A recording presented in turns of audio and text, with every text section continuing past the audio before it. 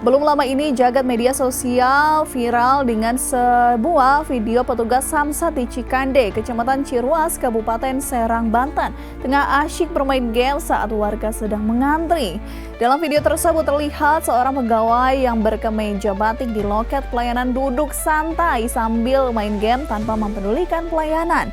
Meski di sisi lain banyak warga yang telah menunggu hingga duduk di tangga untuk pelayanan administrasi kendaraan. Cibiran para warga netizen pun membanjiri komentar di media sosial yang menganggap pegawai tersebut telah lalai. Setelah video tersebut viral yang diunggah pada 25 Juni yang lalu, pihak Bank Banten memastikan pihaknya telah mengambil tindakan yang disiplin kepada pegawai tersebut yang tidak memberikan pelayanan maksimal kepada warga.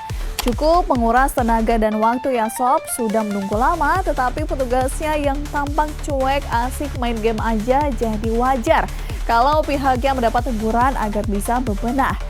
Coba kasih pendapat sobat di kolom komentar.